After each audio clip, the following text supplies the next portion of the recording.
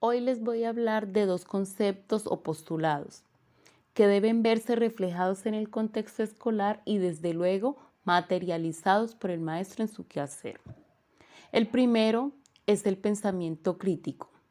Desde la práctica pedagógica, según Giroux, es una construcción mediada por la subjetividad, la experiencia y el conocimiento disciplinar, en donde influyen los intereses políticos y culturales, identificados de la misma manera por Freire, donde el educando debe ser reconocido como sujeto histórico-cultural, desmitificando al maestro como sujeto educador.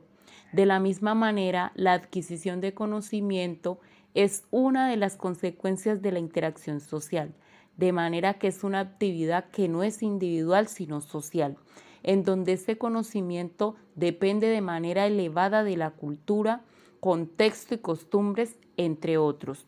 La pedagogía problematizadora de Freire plantea el diálogo y la investigación como soportes fundamentales del proceso educativo. En su obra se destacan las características de la autonomía, la esperanza, la ética y la estética como elementos claves de los procesos de enseñanza.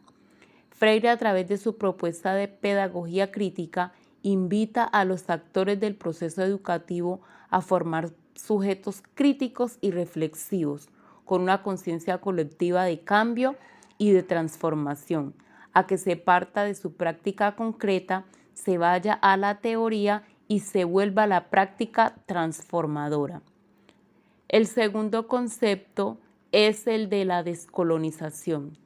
Según Fanon, es una forma de desaprendizaje, desaprender todo impuesto y asumido por la colonización y deshumanización para reaprender a ser hombres y mujeres. La descolonización solo ocurre cuando todos individualmente y colectivamente participan en su derribar, ante el cual el intelectual revolucionario, como también el activista y maestro, tienen la responsabilidad de activamente asistir y participar en el despertar. Educación política significa abrir las mentes, despertar y permitir el nacimiento de su inteligencia. El vínculo, educación y decolonialidad contribuyen a construir un sentido amplio de pertenencia pedagógica más allá de la atención a las necesidades inmediatas del mercado profesional o de la transmisión de determinado proyecto de nación.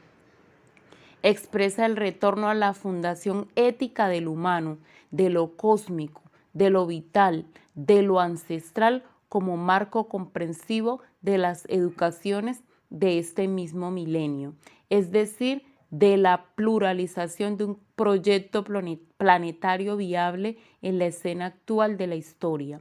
La educación decolonial se hace, pues, protagonista en la construcción de un paradigma otro, de sociedad-mundo, manifiesta así el sentido crítico proactivo ante las propias colonialidades, las cuales pueden albergar en las falacias de la necesidad o en la inercia de las costumbres.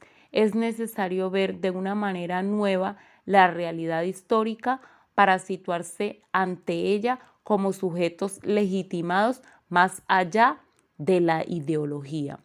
En conclusión, la pedagogía crítica en el actual contexto latinoamericano y Colombia tienen un papel fundamental para la superación de la desigualdad y la exclusión, la reivindicación y dignificación de la labor docente, el rescate del valor ético y político en las prácticas pedagógicas, no solo en los espacios de la educación formal, sino en todos los escenarios socioculturales en donde se proyecten y se desarrollen procesos de transformación de las personas y su realidad.